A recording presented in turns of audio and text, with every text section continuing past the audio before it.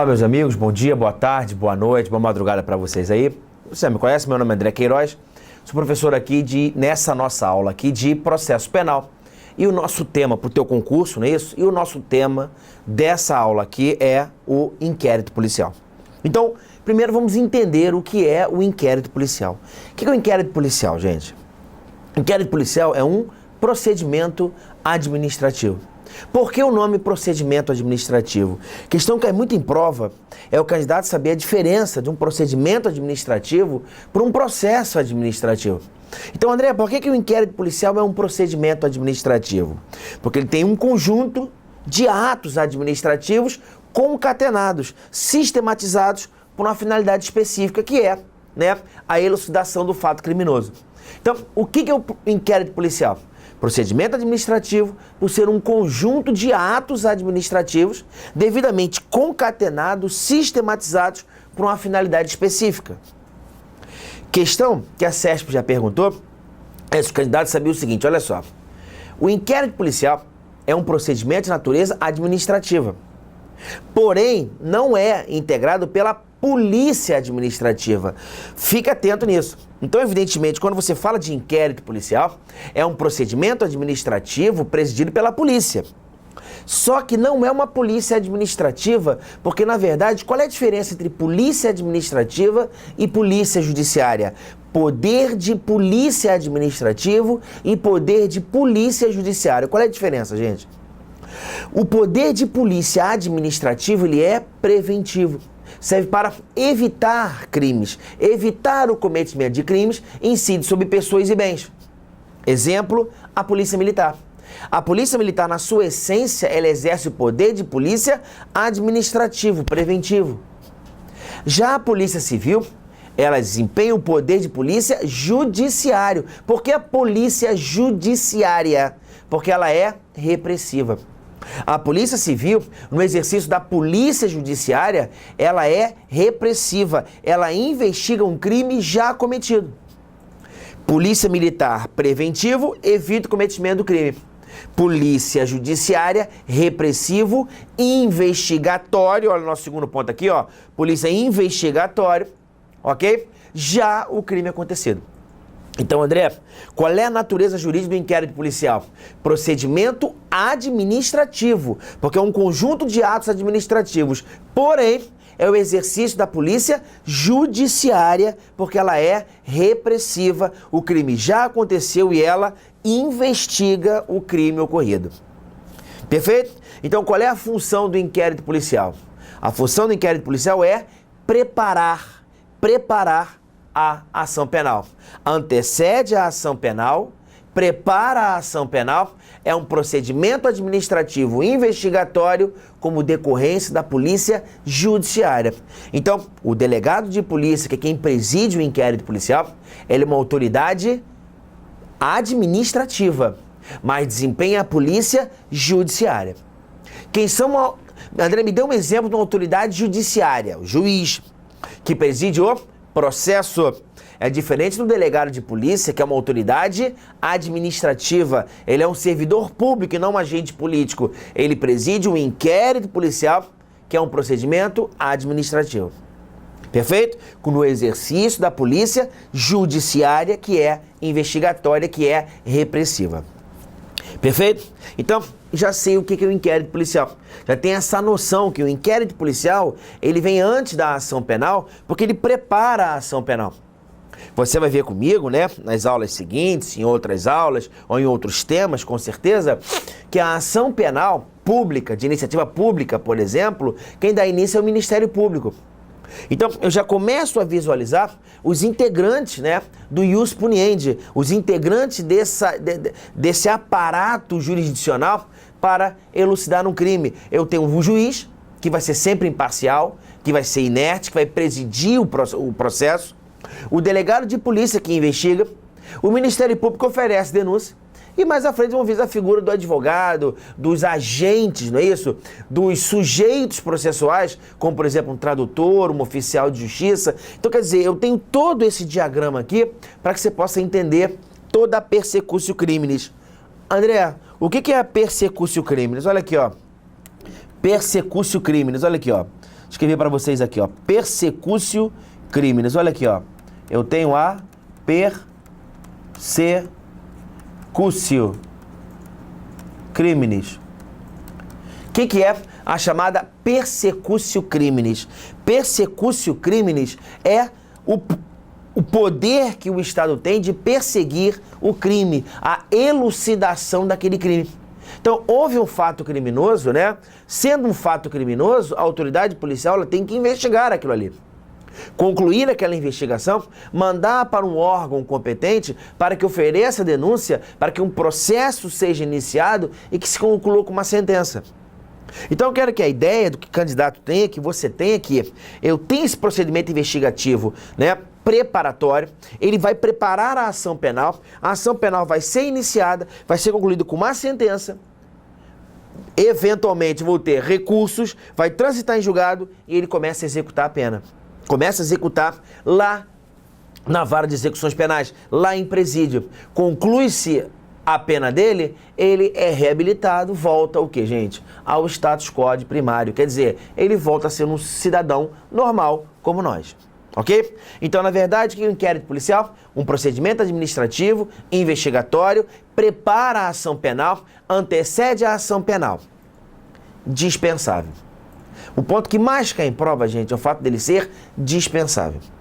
Então, quando eu vou no artigo 4º, parágrafo único, quando eu vou no artigo 12, quando eu vou no artigo 27, 46, parágrafo 1º, 513, e principalmente o 39, parágrafo 5º, o artigo 39, parágrafo 5º é de uma clareza solar, que ele fala o seguinte, gente, o Ministério Público pode dispensar o inquérito policial quando houver justa causa.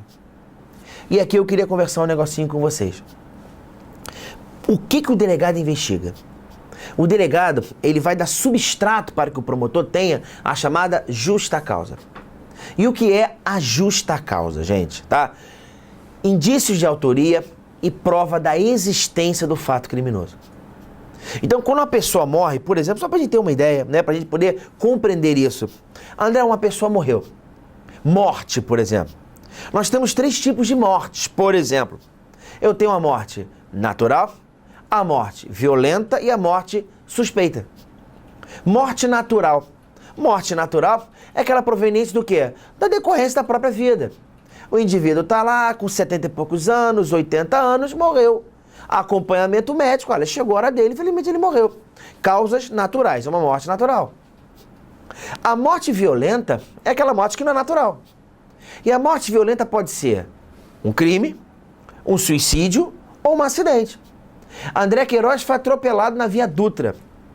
Uma morte que não foi natural, foi uma morte violenta. Mas essa morte violenta foi o quê? Foi um acidente? Foi um suicídio? Ou foi um crime? Não sei. O André Queiroz pode estar distraído, eu poderia estar distraído, atravessei a rua, vacilei, fui atropelado e morri. Morte violenta, um acidente. Ou eu fui empurrado na rua, foi um crime. Ou achei que a minha vida não estava muito legal, me joguei na rua e me suicidei. Essas 3 hipóteses são mortes violentas. Agora, a morte suspeita é quando eu não sei se ela é natural ou ela é violenta. Um bom exemplo, né? Ficou conhecido aí, que todo mundo viu, o Whitney Houston, por exemplo. O fato da Whitney Houston ter morrido, acho que num hotel, num quarto de hotel do Hilton, afogada na banheira, gente, foi o quê? Foi uma morte natural ou foi uma morte violenta? Na verdade, ela morreu afogada porque alguém afundou a cabeça dela na banheira, alguém deu um narcótico para ela sem que ela soubesse, ou realmente ela tomou um vinho, deu uma vacilada, mergulhou e morreu. Ou então realmente chegou a hora dela. Então, é uma morte suspeita. Isso, por exemplo, o delegado investiga. Na verdade, vou ter o que, gente? Indício, prova da existência do fato. Olha, realmente não foi uma morte natural. Eu quero que você visualize que, sendo uma morte natural, o delegado não tem por que instaurar um inquérito policial. Se uma pessoa tem acompanhamento médico, ela morre, decorrência médica, não tem por que eu falar isso em crime, em inquérito policial. Agora, sendo uma morte suspeita, sendo uma morte violenta, o delegado já vai ter que instaurar um inquérito policial. Sendo um crime principalmente. E ele vai analisar a prova da existência do fato e os indícios de autoria. Quem foi o autor desse crime? Quem empurrou o André Queiroz na Via Dutra? Isso é chamado justa causa, ok? Só que às vezes, gente, eu já tenho esse indício de autoria e essa prova da existência do fato. Eu já tenho isso. Exemplo, eu com meus filhos em casa, né, estão na creche agora, mas eu deixo em casa, tenho babá fim de semana, por exemplo. E eu começo a desconfiar que a babá, que meus filhos têm um comportamento diferente com a babá, com a folguista de fim de semana. E eu boto câmeras escondidas na minha casa. Se era uma prova lícita ou ilícita, não importa, mas é uma prova lícita. Ali é o local de trabalho dela. E eu filmo, tenho 12 horas de filmagem, o que é? 12 horas de filmagem dela maltratando meus filhos.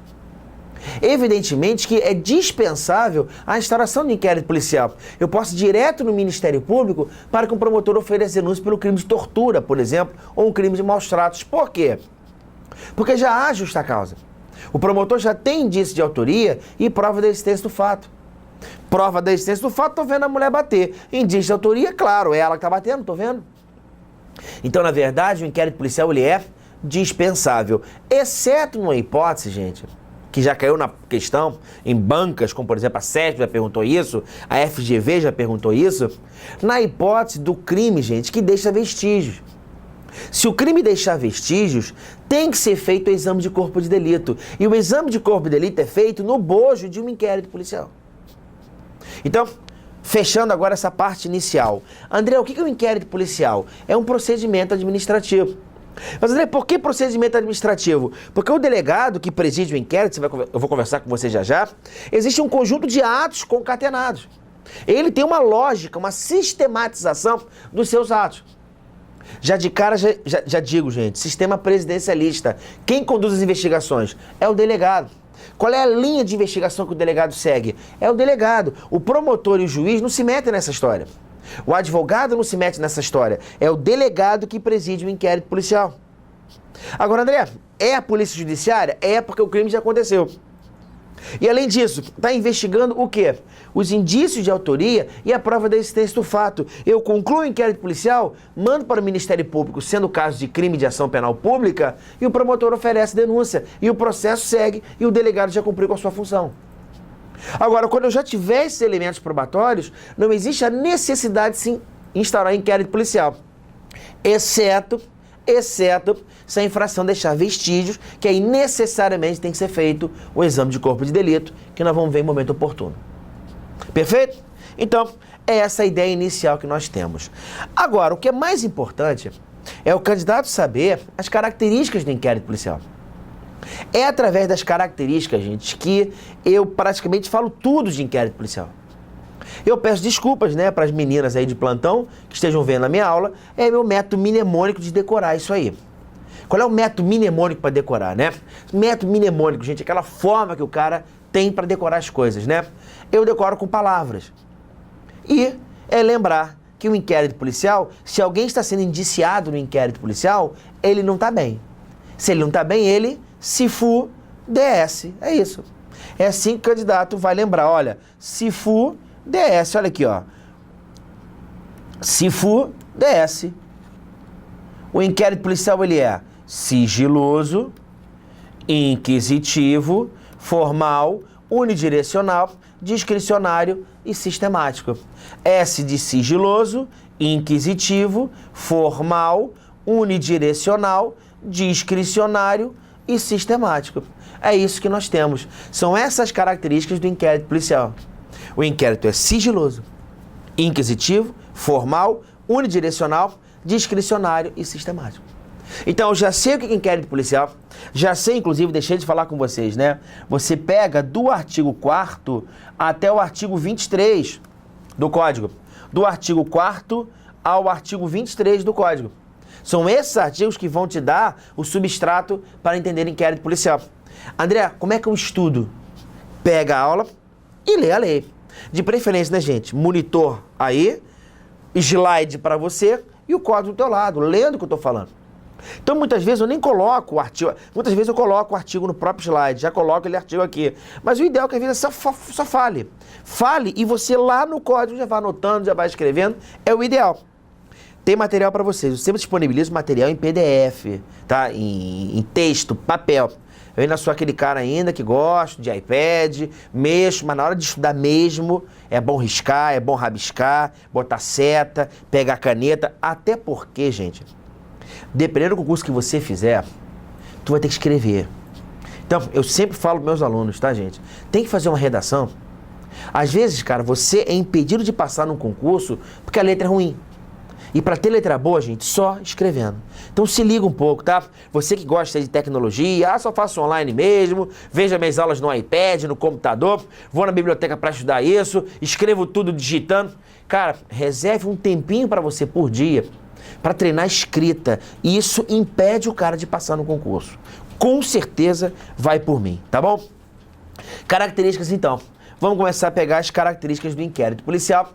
E eu começo analisando que o inquérito policial ele é sigiloso. Sigilo, gente. Qual é o primeiro ponto aqui, tá? Que é o seguinte. André, por que o inquérito policial tem que ser sigiloso? Professor, veja bem, não estou entendendo agora uma questão. Olha aqui, ó. Vou voltar um pouquinho para você entender. Professor, você falou que o inquérito policial é um procedimento administrativo. Se é um procedimento administrativo, significa dizer o quê? Se é um procedimento administrativo, significa dizer que ele integra o quê, gente? A administração pública. Concorda comigo? André, o delegado de polícia, ele integra o poder judiciário ou o poder executivo? Não há dúvida nenhuma que ele integra o poder executivo. Se é poder executivo, ele integra a administração pública. Professor, quais são os princípios da administração pública? Muito fácil. Vai lá no artigo 37 da Constituição. Quais são os princípios, gente? Como é que lembra? Olha mais um método mnemônico aí. Se a administração pública... Só pensar. A administração pública é composta por gente séria ou para vagabundo, desgraçado, ladrão? Por ladrões. Não é verdade? Você não confia na administração pública. Você sabe que lá é integrado por ladrões. Não é isso? Por isso, muito cuidado na hora de fazer concurso público, entrar na administração pública, não se tornar mais um ladrão ali dentro. Não é isso? Contamine com honestidade, contamine com urbanidade, não é verdade?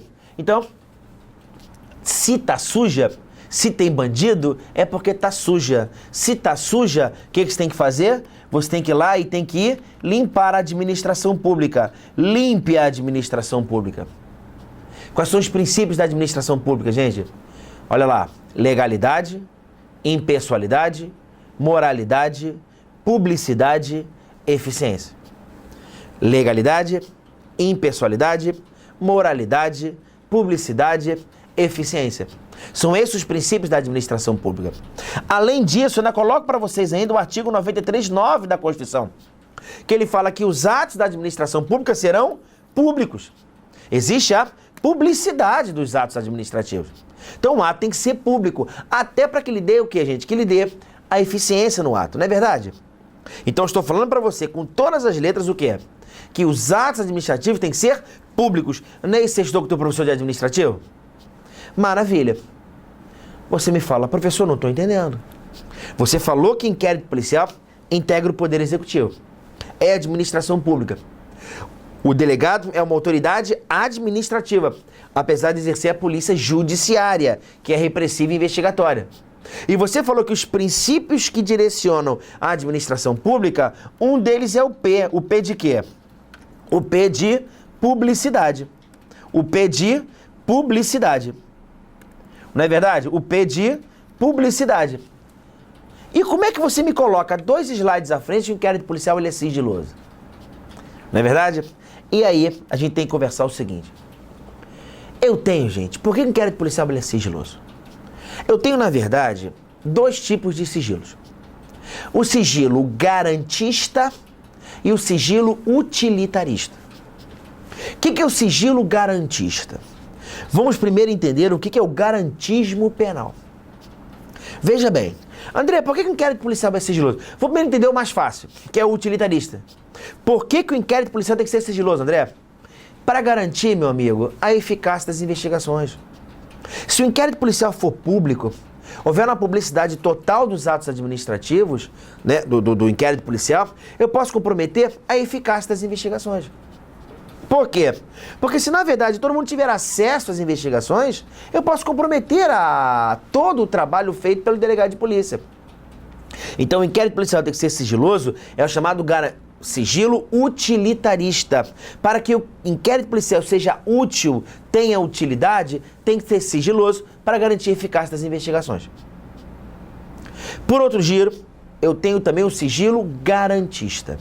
Aí eu preciso explicar um negócio com vocês, que é o chamado garantismo penal. E o que é o garantismo penal, tá? Entenda o seguinte. Bom, primeiro vamos entender o que é o garantismo penal. O garantismo penal, gente, é uma teoria que diz que todas as normas processuais penais têm que ser interpretadas à luz da dignidade da pessoa humana. Quando você estuda constitucional, você observa que lá na Constituição existe a coisa mais importante, que é a dignidade da pessoa humana. Tudo que a gente conversa, todos os princípios constitucionais, ele tem um centro axiológico, que é a dignidade da pessoa humana. Então, todos os princípios advêm da dignidade da pessoa humana. Ótimo. Eu quero que você entenda que esse princípio, ele é um princípio tão caro, tão importante para o convívio em sociedade, que ele tem feixes para todos os ramos do direito. Me dê um exemplo, André. Tributário. André, é possível aplicar o princípio da dignidade da pessoa humana em matéria tributária? Claro. Por exemplo, o fisco não pode tributar alguém sem que tire dessa pessoa o mínimo existencial dela. Eu não posso ser tributado de forma tão pesada que isso tire o mínimo que eu possa ter para sobreviver. Então, significa dizer que o tributo não pode ter o caráter de confisco. Me dê um outro exemplo, André. Dignidade da pessoa humana, não tratamento desumano ou degradante, a não prática de tortura, o respeito ainda que a pessoa presa, o respeito ao réu, o respeito, por exemplo, ao filho de saber quem é o seu pai. Então, existem tantas decorrências, eu posso ficar aqui falando 20 horas com vocês da decorrência da dignidade da pessoa humana. E a decorrência do processo penal é o garantismo penal. André, o que é o garantismo penal? O garantismo penal é aquele princípio que diz que, gente, que tudo que eu falo de processo penal tem que ser respeitar a dignidade da pessoa humana. É exatamente o que as pessoas esquecem, por exemplo, quando um cara rouba alguém. Roubou alguém? André, por que quando o cara não rouba alguém, por que não corta a mão dele? Por que não faz o que esse pessoal aí nos centros urbanos agora estão fazendo? Pega o bandido, amarra no poste e coloca, isso aqui é vagabundo. Não teve um caso no Rio de Janeiro, que o cara foi acorrentado, né, aquela corrente de bicicleta num poste, e botou, isso é ladrão. Isso tem que ser feito, André. Tomara que se faça mais. Cara, você está esquecendo totalmente o princípio da dignidade da pessoa humana. É vagabundo, é desgraçado, eu sei. Pode amanhã matar um filho meu, eu sei disso. Eu tenho essa consciência. Mas eu quero que você tenha em mente que, a partir do momento que eu permito que se faça isso, eu passo a permitir abusos do Estado contra mim também. Então, na verdade, a dignidade da pessoa humana é um freio para que o Estado, o quê, gente? Não abuse do seu poder em face do cidadão. Então, eu quero que você visualize que o princípio do garantismo penal é que tudo tem que ser interpretado à luz da dignidade da pessoa humana. E agora você entende por que o inquérito policial tem que ser sigiloso. Sigilo garantista, preservação da imagem do investigado, haja vista que o investigado é o quê? Presumido inocente. Então entenda por que o inquérito policial tem que ser sigiloso. André, por que ele é sigiloso? Por duas grandes vertentes. Primeira vertente, para garantir a eficácia das investigações. E a segunda vertente, para respeitar, preservar a dignidade da pessoa humana, a imagem desse cara que, a princípio, é presumido inocente. Perfeito? Isso é uma regra dirigida para o Estado. E a imprensa, quando coloca a imagem do cara ali? Ali, gente, o garantismo penal não é dirigido para a imprensa, é dirigido para o Estado. O delegado de polícia, quando prende o cara, ele tem que preservar a sua imagem.